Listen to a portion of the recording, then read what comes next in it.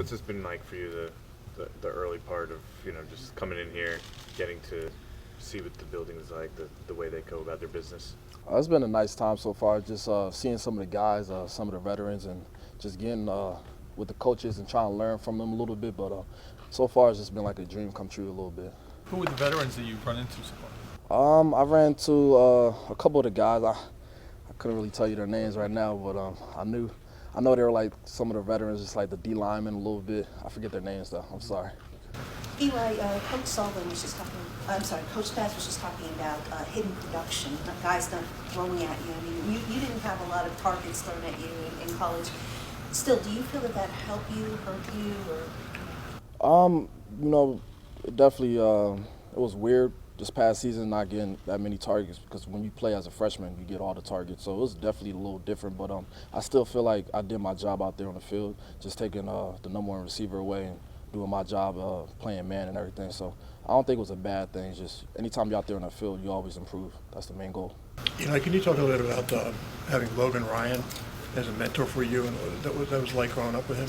Oh man, he's just the ultimate competitor. He's the perfect person to follow. He just does everything the right way, and he's the perfect person to look up to. He's always texting me when I need advice and things like that. He texted me a couple times before draft day, just telling me what I have to do to come to the league and contribute on day one and stuff like that. He took you under his wing, like in Right. 8th grade, right? Yeah, I was really young. I don't even think I was in 8th grade. I was probably a little younger than that, like 7th grade a little bit. And he was just out there running through drills with me and just always with me, just talking.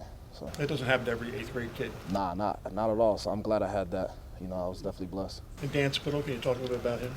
Yeah, he's a different type of coach. I mean, he's a great motivator. He's somebody that does things a little different than a average coach would, but he's a great motivator, a great guy to talk with as well. You talked about how freshmen sometimes get picked on in the passing game. You're a rookie. But do you expect that to happen again? Right. Yeah, I expect that a little bit just to see how I'm going to react to things and see if I'm actually the real deal. So I expect that. I'm looking forward to it.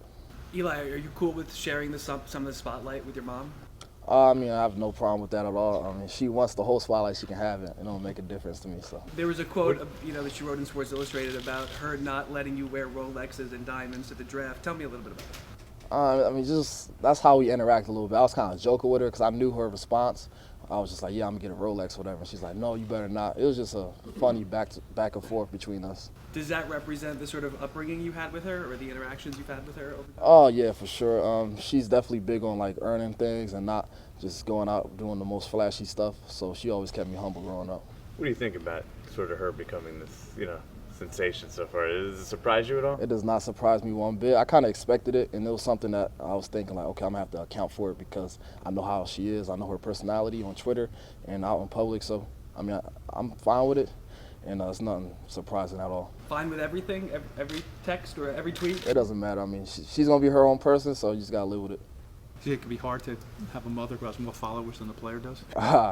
Yeah, I guess so. But as long as I'm out on the football field doing my job, that's all that matters. Are you going to get to see her Sunday at all? Sorry, are you going to get to see her Sunday at all for Mother's Day? I should be able to, yeah. Speaking of your job, there's been talk that you might have to play the slot in the NFL. What kind of transition would that be for you? It will be a little different. It's a lot different from playing in the outside because outside is a little bit more simple. And when you get inside, you have to communicate a little bit more and just know a little bit what everybody else is doing. So it is going to be a little bit of a transition, but I'm looking forward to it. Different techniques, or is it more study? It's a little bit more study, probably. Different techniques, of course, from playing outside a little bit. So you just got to learn it and try to rep it as much as possible. Are you going to be, did they bring you in and have you into, learning slot cornerback right away, or are they starting you on the outside? You learning a little bit of everything? I'm learning a little bit of everything. I've had, a couple meetings so far, and I'm just looking at the nickel, looking at the outside corner, just trying to learn everything. Chris Dash has said a couple of times that they taught you to be very physical in Ohio State. Maybe that's why the penalty count might be high. Do you think it's going to be difficult to adjust to the rules in the league at all? I don't think it's going to be difficult or anything. I feel like when I get in here and learn some new techniques and just find a different way to play the game, I'll be fine. It's just a matter of just working your feet. This is only a crumb or a sampling of what you're going to be like in the NFL, but what is the first impression you wanted to leave on your coaches here at the Giants out of this meeting? Just I'm a worker, and I want to show them that I'm somebody that's willing to take coaching, somebody's going to be out there trying to get better every day, and somebody's going to be out there just grinding. You get to meet some of the guys that are the veterans. What was their advice to you, and who kind of, came up to you and gave you the best advice?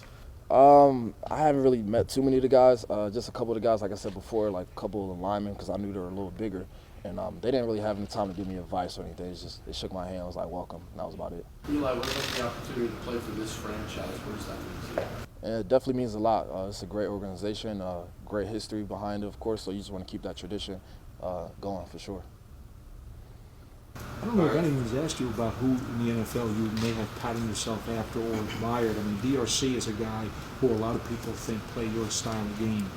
Any thoughts about that? Yeah, I remember when he first came in and got drafted by the Cardinals. I kind of looked at him and I was like, that's kind of like me a little bit because he's a little lanky, taller guy, and he's pretty fast as well. So I'm definitely looking forward to working with him and learning from him.